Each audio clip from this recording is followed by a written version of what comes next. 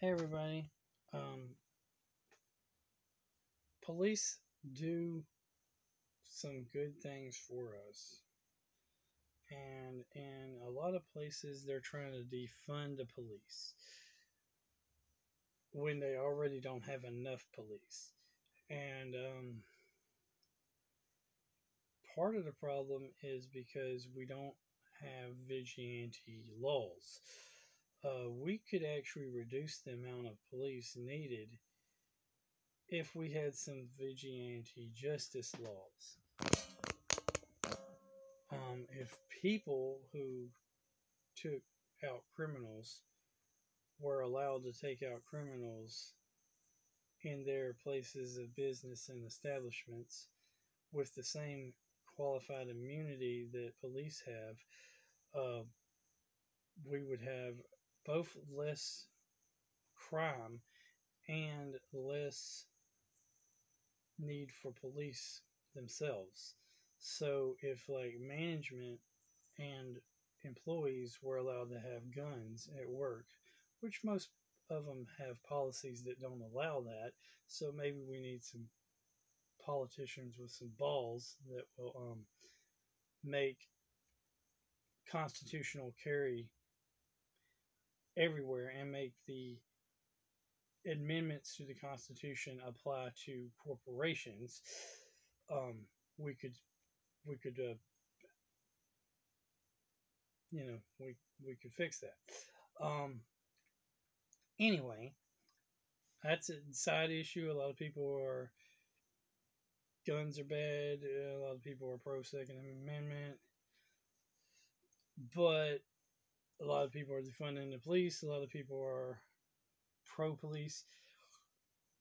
This vlog is going to be how we could save the police department, which would save the taxpayers money. First of all, you need to lower the standards of, of hiring law enforcement.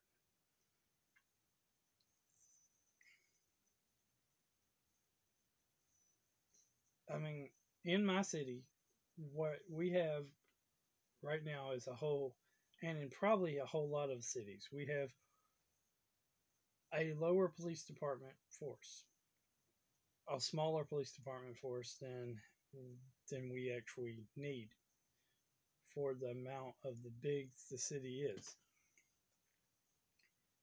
To get more law enforcement, we're going to have to lower some of the standards requiring to get law enforcement. And instead of requiring people to know all that information, the government or the police department needs to train people into that information.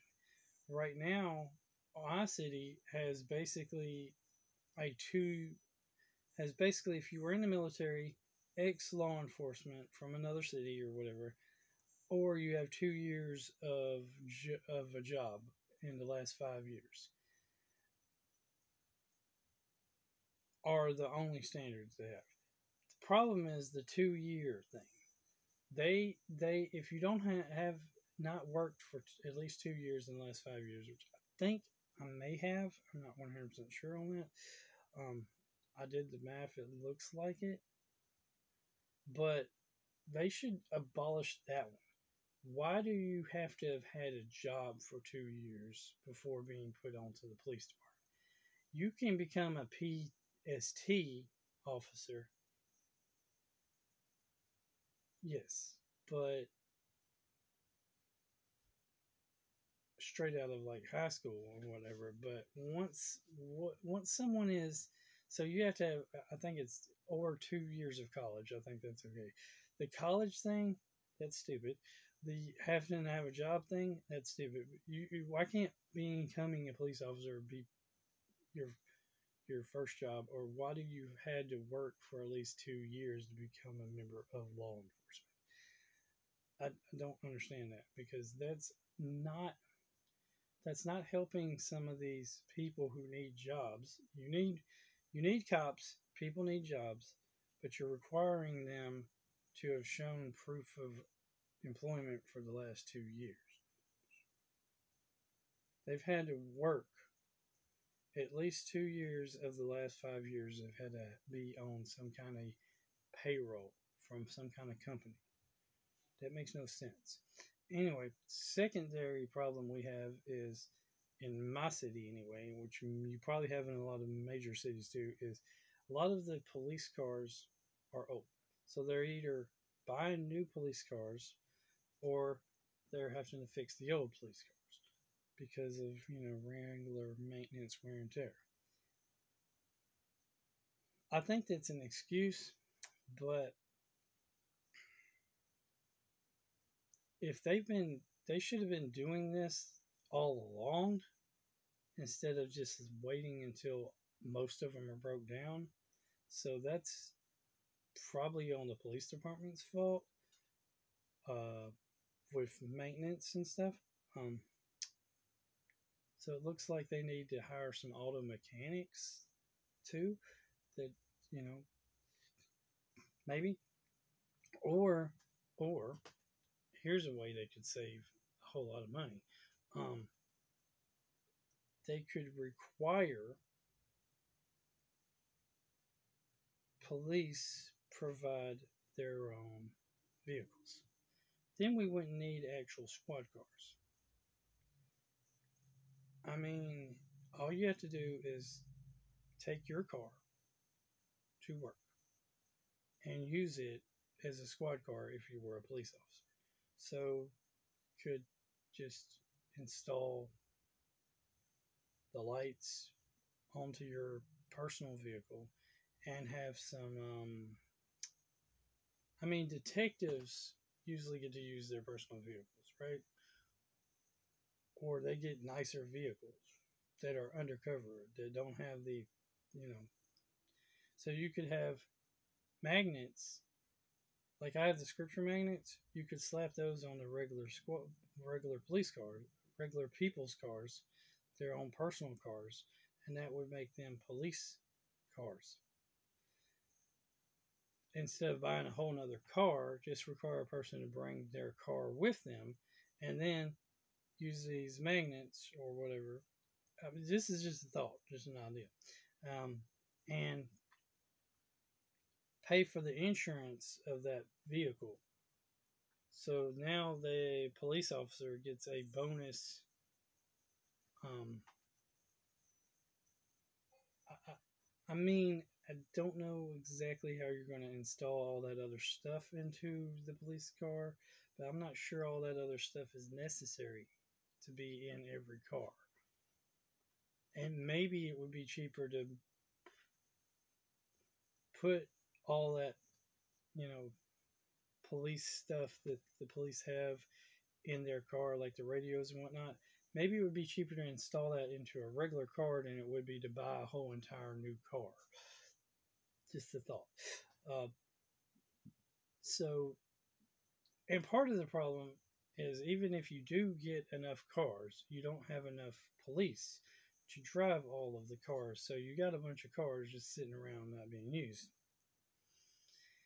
And why is that? And that is because you're not going to be able to drive your own car. And even if you did get to drive your own car, by the time you get to drive your own car, you would have to be training someone else by having a ride along. So maybe they need to reduce the rules when it comes to how many hours you have to ride along with another police officer. Personally, I think 2 people per car should be the standard all the time, and no one should have any car by themselves ever because that just seems dangerous. You should have a partner. It should be the buddy system. It makes logical sense and it sounds good. But in a lot of cities, they have police in one car because you can't have your own car until first of all, you got training, basic training, right? That's probably at least 3 months of training. And then there's 3 months that you're going to have to be in a ride along before you can get your own car. And even if you did by that time got your own car, they're probably going to give you a ride along person to train. So you'd be 9 months. So you've only been on the force 6 months. By the time you've been on the force 6 months, you're already with someone. who has actually now only been on the force 3 months because there's training. So you're a new recruit. You're still a new recruit. You ain't even been there a year, and you're already training someone else, partnering with someone else, and then they're going to be so. You got there's part of your problem right there. That will be part of the problem. Part of the problem is all the older police are retiring, or you're forcefully retiring them because they don't match your political agenda. I mean, it's not that we're defunding the police, it's that we're actually trying to convert the police into a lot of big cities are Democrat ran, and they want police that are of the same political affiliation as them. So they're doing exactly what the Germans did, and the Nazis did, and the Italians did, which the fascists are the fascists, and the actual Russians did, uh, which were the communists. They're doing the exact same thing. They're trying to stock the police with political, with people that favor the same political ideology as them. So they're trying to get rid of the old guard through forced retirement, which probably should keep the old guard. I mean, people retiring nowadays, they're not getting enough money to retire, so they still have to have another job. But if the police department or whatever won't keep them, yeah, those are the people that probably should be staying to the job. I mean, if you didn't force retire people, you would still have some cops, police. Um, but you're forced retiring these old guard members because they don't, because one, you think they're too old. No, these are the perfect guys to start training the young people. But mainly it's because the old guard does not necessarily follow your political ideology. You're trying to get young blood that will follow your political ideology. So basically, you're trying to create a fascist regime of the police department. You're trying to create a Naziist regime of the police department. You're trying to create a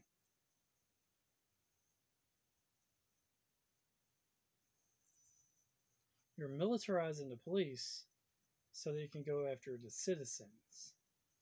But you want to militarize the police to a degree that it favors your political ideology of your city, which many and multiple cities are ran and controlled by Democrats. So think about that for a moment. Do you want a Democrat controlled police department? Now, in the counties, you usually have sheriff's departments, and most sheriff's departments have a voluntary sheriff system, which is cool. But they also have, they're an elected official, they're an elected position, so they're constitutional. And the sheriff's departments, in a lot of cases, are more conservative or more Republican centered because suburbs tend to be more conservative and Republican, while cities tend to be more Democrat, and leftist, liberal. So, do you want to militarize? It depends on your political, but should your political ideologies be part of a reason why you create law enforcement? No, I think not. I think law enforcement should be apolitical. I mean, you should have your political ideology should have no merit to how you do your job as a law enforcement officer.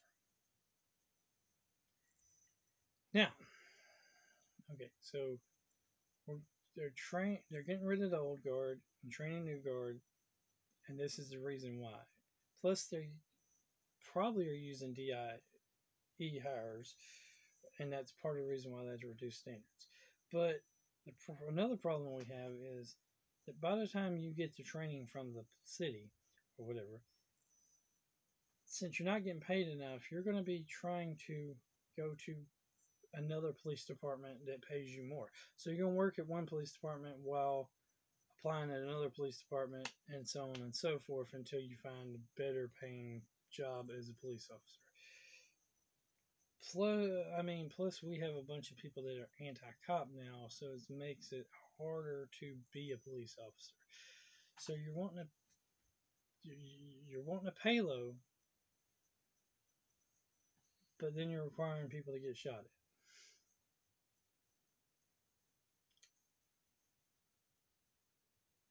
Something's got to change with the police department, or something's got to change with the way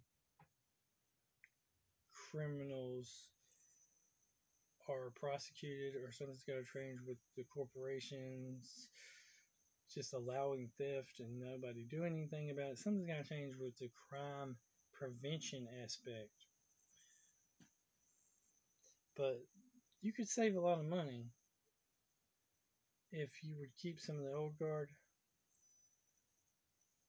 and you could save a lot of money if you maybe didn't worry about having to use police vehicles and people use their personal vehicles. And I'm just thinking that there's just a lot of things we could do to fix the police departments in the United States. I don't know how your city's doing it, but I think part of the problem is it's government agency, and anytime the government gets in charge, they just think throwing more money at this problem is going to fix the problem instead of actually fixing the inherent issues of the problem. Departments should be apolitical, and they should be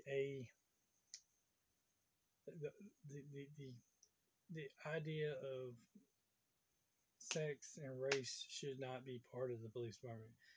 Whoever can pass the physicals and the standards, regardless, and there shouldn't be different standards for different sexes. I don't believe in that. They should be the same standards regardless of your age, your political affiliation, your sex, your gender, your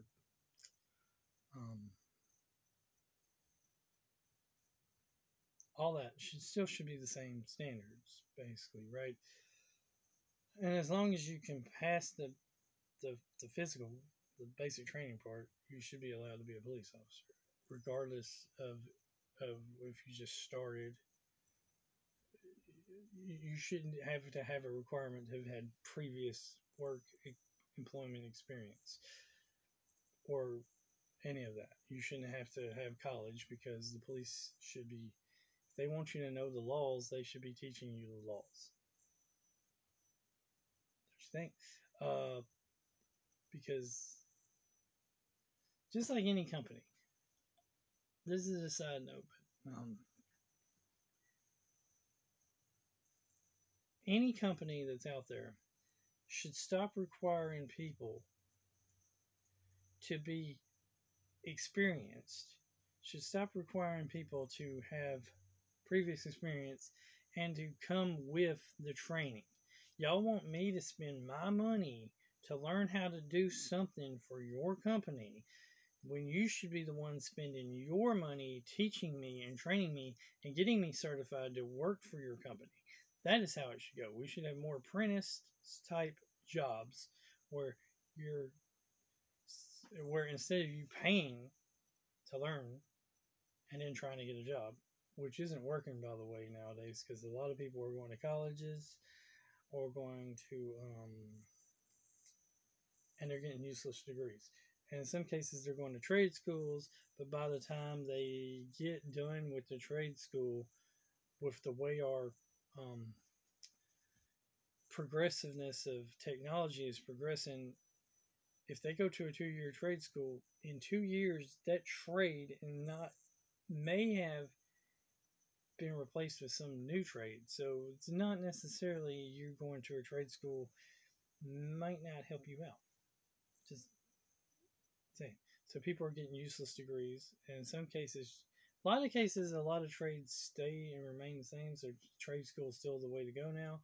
But the problem is, if it's a long, stretched out amount of time, time can cause new things to happen. So it would be better to work in the company and the company train you on the job so that you can get paid while getting trained and then get promoted when you're fully trained and fully certified than it would be for you to pay money and then learn a trade that you don't necessarily get to use because they still won't hire you because you don't have the experience. You don't have a couple of, you ain't already had the job. But if you've already had the job while they were training you, you've also gotten experience while getting trained. It's, yeah. Also, I think corporations should do more internal hiring and less external hiring. What I mean by that is that it would do a whole lot better if you would stop paying people, other people, to fix problems in your stores and your buildings and start hiring your employees that already know how to do stuff like that and put them on a maintenance crew type deal where they fix that stuff, where they might be have one job but they know how to do another thing, so you just pay them maybe a couple of dollars more an hour to be on call to do other things. Also, I think we should abolish full time. That's just, part time, not full time. We should abolish part time, not full time. All jobs should be full time. And we should also abolish the actual work schedule. Yes, I agree with the work schedule. I agree with it. The problem I have with the work schedule is they pick it. I think you should pick it. I think people should pick their own work schedules. What I mean by that is you should pick your own 40 hours you want to work. Now, we could break that down into 3 or 4 different shifts where, and if the company needs you to work additional hours for additional shifts, that would be okay, but they need to allow you to decide if you want to work those hours and then give you overtime for working those hours, and instead of being like, oh, can you work 2 extra hours today? But then when your last day that you're scheduled, they go, oh, you got to leave 2 extra hours today because of the you worked 2 additional hours the other day. Now, if they want you to work 2 additional hours, then they should give you 2 additional hours of overtime, not cut back your other 2 hours. That being said, that you should be allowed to decide how much overtime you want or get. Meaning that you as an individual at work should be allowed to stay on the clock. As long as you're working, of course. For as long as you want to. Stop this can only work 40 and then they push you out. Bull BS. Instead, have it where you're scheduled to work 40, but if you come in early, you can clock in and work. If you come in late, if you work later past your time, as long as you're working, you can keep working and then decide when to clock out. Give the power to the employees and stuff. Anyway, that was a side rant. I think I've discussed a little bit about police. Um, what are y'all's thoughts about some of these police and law enforcement things? Personally, I kind of don't see why cities need police because we already have counties with the sheriff's departments. Don't understand why the sheriff's departments are not the police. Why are individual cities also having police? Kind of silly. I never understood that concept. We have the sheriff's department. Why do we need a local city police department too? Shouldn't all of the police departments of all the various different cities and towns and whatever, and shouldn't they be under the jurisdiction of in my case it's Shelby County, but the sheriff's office? I mean, shouldn't the sheriff's office be in charge of all the police in their county? I mean, since they're the constitutionally appointed elected position, the rest are just basically essential revenue agents for the city. They're not actually law enforcement, more revenue agents. But anyway, have a great day, and remember, God is good all the time. All the time, God is good. And hell is where you're going to go, not jail, when you break any of the 10 Commandments or any of the other commandments of the Bible.